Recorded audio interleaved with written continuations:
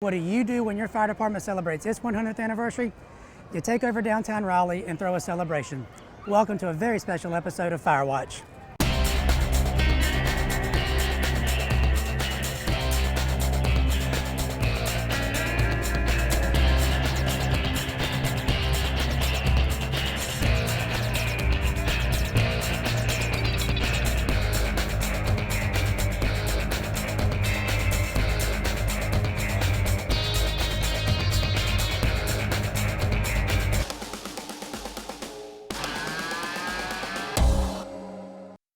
Welcome back.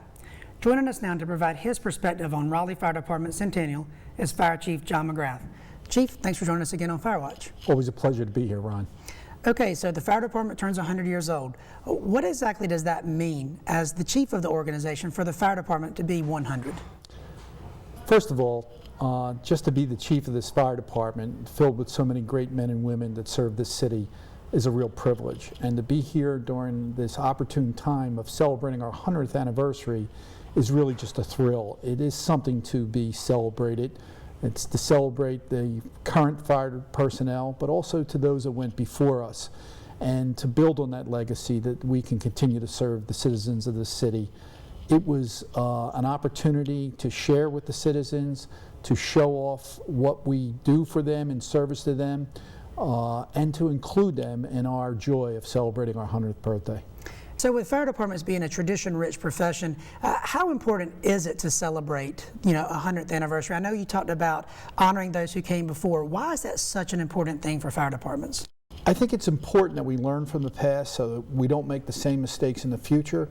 I think that we not only learn the mistakes, but we learn the good things that the fire department's done. The fire department has a history since the time of Ben Franklin of serving its citizens, and there are good lessons to pass forward and to never forget. And I think a 100th birthday celebration is an opportunity to reaffirm those good things that we do, and reaffirm our commitment to each other and reaffirm our commitment to our citizens that we're sworn to protect. Now, with the celebration that we had, how did all that idea come about? I mean, what was the genesis for throwing, basically taking over downtown, so to speak, and having just a huge celebration? How did that idea all come about? That came from a core group of officers and firefighters who realized that we are coming up on our 100th anniversary, and they wanted to do something special, and they brought their enthusiasm that they bring on a daily basis to their work. They brought it to the committee that they formed. Ideas were brought up, they were rejected, included, but the one idea that they wanted is they wanted a celebration that was inclusive of the citizens, and they wanted it children friendly, and I think we succeeded overwhelmingly in doing that, including the public and especially the children, to get our message out and to have them bring the joy that we felt about celebrating our 100th. Now let's talk about Saturday, about the anniversary celebration, the actual day. From your perspective, first of all, as fire chief, what are some of the things that you take away from that event? First of all, I'm humbled by the fact that I am fire chief of this department and that I had the opportune time to be here when we celebrated our 100th anniversary. As fire chief, I was grateful that we could share with the community our joy. They support us on a daily basis. We could not do what we do without their support. And to have them being included with their children and the overwhelming number of children that they brought just made it for a joyous day. When I think of parties and celebrations, I think of children's birthday party, of the unbridled joy that children bring. And they brought their children in droves, and the children brought their joy, and it made for a great day for us and I believe the community. Now, I also know that you had some family in town over the weekend. From your perspective as a grandfather, what are some of the things that you take away? Well, as a grandfather, my daughter surprised me by bringing my 14-month-old grandson, and he rode with me and my wife in the parade, and just the fact of having my grandson there, my wife there, sharing the joy of being part of this fire department with my grandson, who will be able to look back on this and remember his grandfather and the day. It truly was special, especially on Father's Day weekend. It made it even more poignant. And I think that's the takeaway from everybody that I've talked to, is that the event was a special day. It was a great day, not just for the fire department, but for the community at large. Well, we certainly appreciate everything you did to help make the event a reality. I know there was a lot of work that had to be done at the administrative level to make sure some of these things became a reality, and we certainly do appreciate it. And thank you for your time on FireWatch today. Thank you, Ron. It's always a pleasure to be here with you. Really?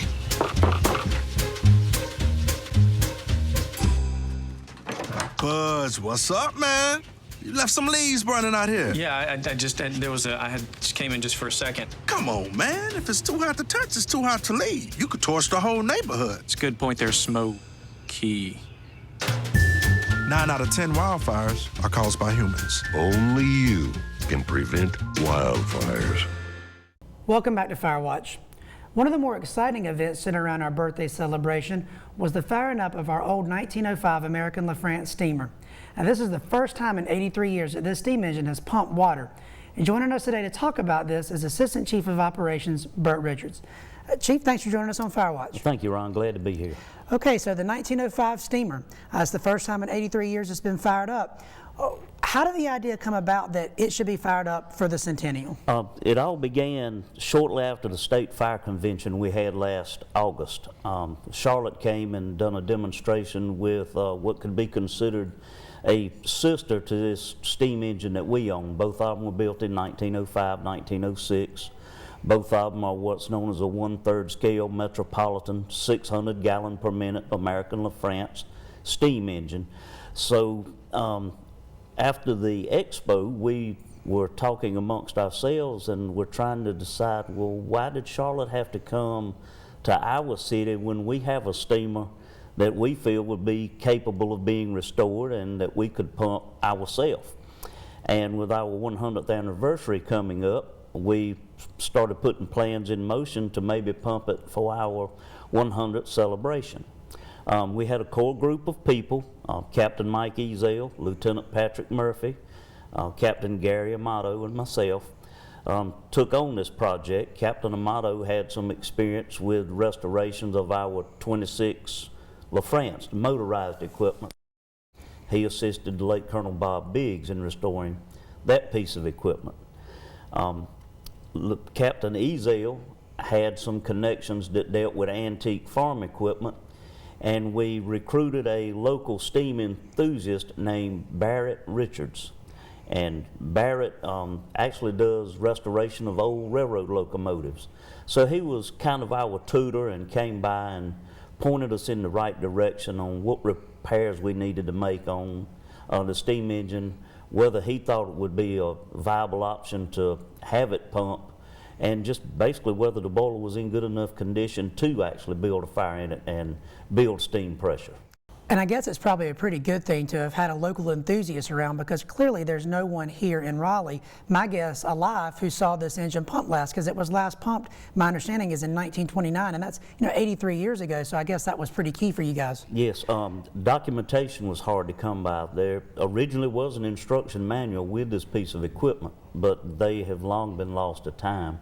We did find a steam pumper's handbook that was kind of a generic guide for the pumping of antique fire apparatus. So that could tell us the basic functions, but each one of them has its certain little differences, if you will. Right. So it was made in 1905, and here we are in 2012. Clearly, boiler code has changed. My understanding also is that you had to go through the Labor Department to get this boiler certified to show that it was safe to be out in public and for people to actually use it. Is that the case? Yes, it is a pressure vessel, and it did require a boiler inspection from the Department of Labor. The Labor Commissioner was very helpful, the Chief Boiler Inspector with the state, our local inspectors. They came by. Of course, boiler code had changed from when this was built, but we still had to have some certifications. And after meeting with the boiler people to bring it into compliance, there were certain tests. We had to do an ultrasonic thickness test to make sure the inside of the boiler hadn't eroded. We had to do a magnetic test to make sure there were no hairline fractures in the boiler. We had to do a hydrostatic test up to 120 psi. Just to make sure the boiler itself would hold. and we had to put a factory set pressure regulator on it with a maximum pop-off of 75 PSI. So there was no way we could overpressure the boiler and actually damage it. This particular style of boiler is known as a water tube boiler. So if you have a catastrophic failure, it's not like the entire tank would explode. Only a small piece of piping that's internal would rupture, blowing the steam down into the firebox and actually self-extinguishing. So it was a self-correcting problem if you even have a catastrophic failure. It looks like a huge tank, but it actually only holds 10 gallons of water. Okay, well that's all pretty fascinating. So you did all this legwork for the past year, basically getting the steamer ready to go. What was the feeling? I saw you in the parade, you were riding on top of it. What was that feeling like, knowing that this is really the first time that this piece of equipment has been pulled by horses in many, many years? What was that feeling like? It kind of would, it gave me chills. When we made the turn in front of the Capitol building, we started down Fayetteville Street. We had a huge American flag draped across the street. The auditorium was in the background. The sidewalks were lined with people. It couldn't help but give you chills. You sit there and think, when was the last time this particular piece of equipment was drawn by horses down this particular street? What kind of incident were they en route to? Who was riding this piece of equipment? And they were not at parade pace either. They had those horses in a full gallop, pulling a 9,000-pound boiler behind them. So it was a little overwhelming when we first made the turn down Fayetteville Street. That's pretty exciting. And then you got it to where you were going to do the pumping demonstration. Take us through what was going through your head maybe then, the folks on the committee who put this together. What was that feeling like, firing it up and actually seeing water come out for the first time in 83 years? Well, we're dealing with a very old piece of equipment, so there's always the chance that something will break or not work exactly like it was intended to. And we just were very methodical. We had done a practice firing a couple of weeks before to make sure all of our procedures were in place. We knew how to do an emergency shutdown should that come about. We knew how to relieve excess steam pressures if we needed to. But still, there's always that moment of apprehension when you're building up to your starting pressure. You open that throttle and you finally see that old piston pump start moving slowly at first, and then just gaining speed as you can continue to build steam pressure.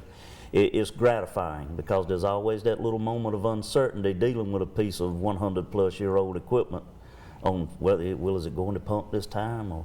And so it uses the wood shavings to get going. It's fired by coal. Coal burns hotter than wood, and eventually, you're getting the steam build up. You see a little bit of the black smoke coming out from the coal burn off, and then you start to see the steam pressure build, and then before you know it, you've got water coming out of the other end.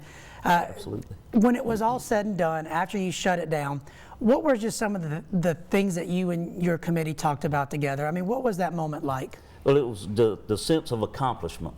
We were running out of time. We had the wheels off of the steamer as recently as the Wednesday before the celebration. Old wooden wheels, they would dry out, so you soak them in water to swell them back up. So it was down to the wire to have this thing back up and running. So it was a sense of relief. It was a sense of accomplishment. And we just sat there and looked at each other and smiled, pat each other on the back, and good job. Well, I do think for many people who came, that was one of the highlights of the event, was to see such an old piece of equipment doing what it did 100 years ago in the city where it did it. And we thank you to you and to the folks on your committee who did all this work to bring this piece of equipment back to life. So thank you, Chief, and thank you for joining us. Yeah, thank you, Ron. My mom is my hero. She goes into places people want to get away from. She makes everyone safe. But the best thing she can do is come home. The U.S. Fire Administration reminds you to protect yourself and firefighters. Have smoke alarms on every level and near sleeping areas. Test them monthly. Change batteries as instructed. Install sprinklers. Do your part to get out before firefighters have to come in.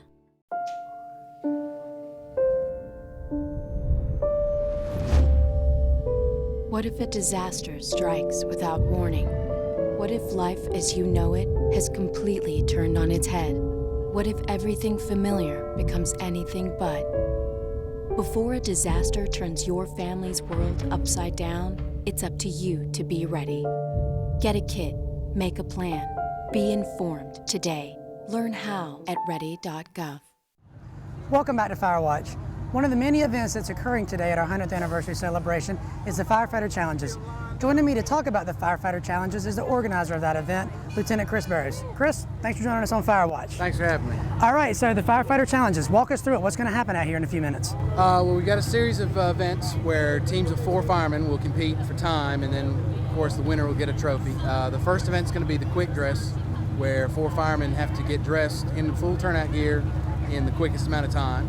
The second event is going to be a bucket brigade, which reflects on the old traditional style of having to throw buckets of water on a fire. The third event is going to be a command and control, where 2 teams will actually compete against each other to spray water onto one of their team members and fill up a pool. And then the fourth event is going to be a quick coupling, where they have to actually take a hose that's rolled up, roll it out, connect it, turn on the hydrant, and hit a target.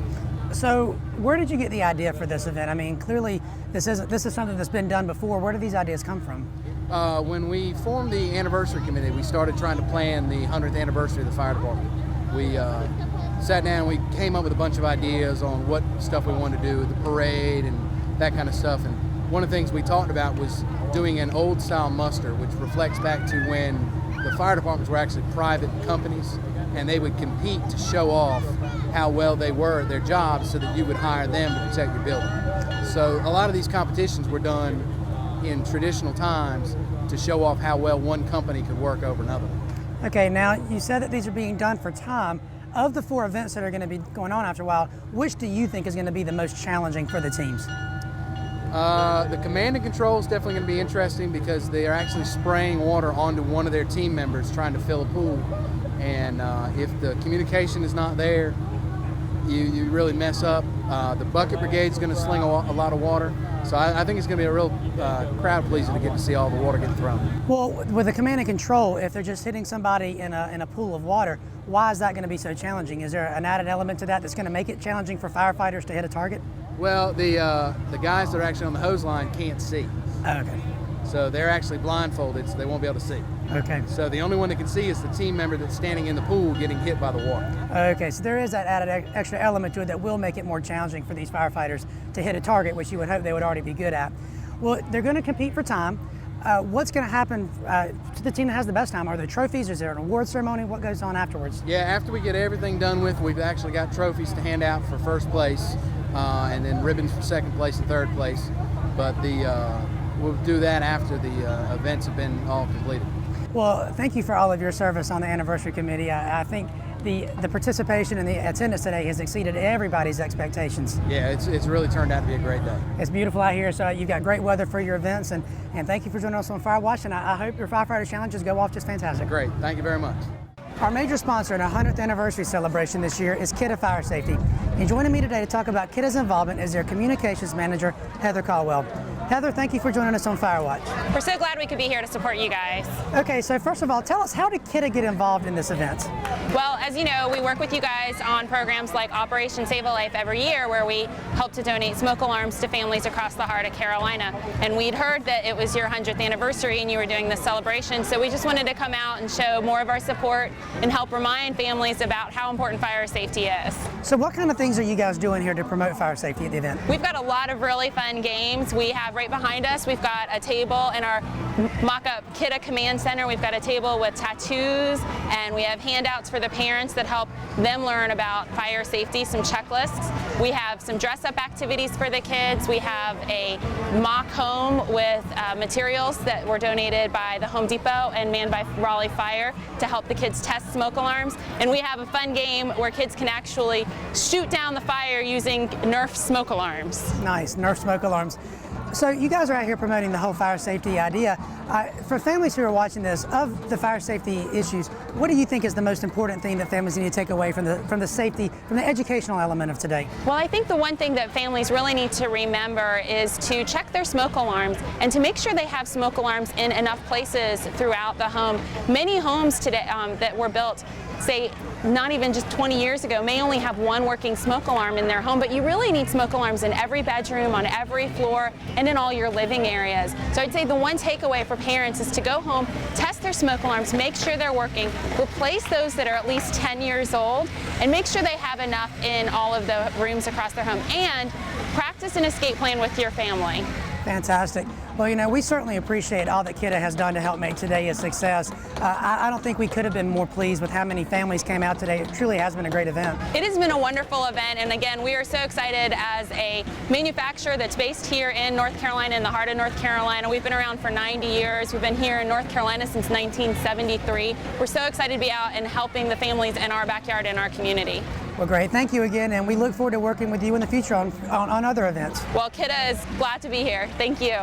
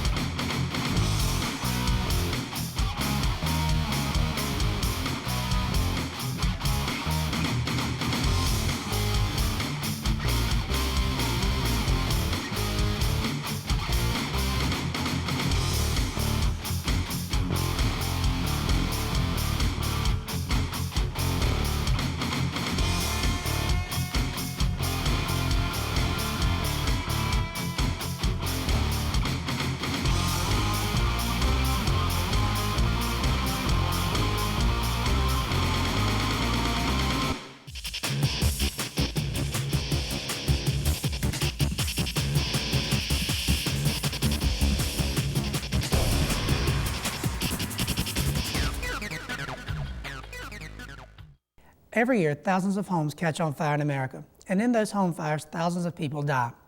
Oftentimes, those deaths are the result of not having a working smoke detector in the home. Often we take the batteries out of the smoke detectors for various reasons, and this just isn't a safe thing to do. And changing the batteries is a very easy thing to do.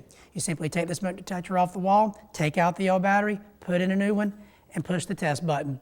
When the sound goes off, you know that the smoke detector is working properly and will protect you and your family for months to come. We want you to remember also to check your smoke detector every month by pushing the button. Use those monthly tests as a time to talk to your family about the importance of fire safety, as well as having an escape plan for your home. If you're physically unable to change your smoke detector battery, or if you have trouble remembering to do so, we recommend that you purchase a 10-year lithium battery smoke detector. These are available at a variety of merchants, and the battery in them lasts for 10 years. That's typically the life of a smoke detector. If you have more questions or would like more information, please contact the Raleigh Fire Department at www.raleighNC.gov/fire prevention.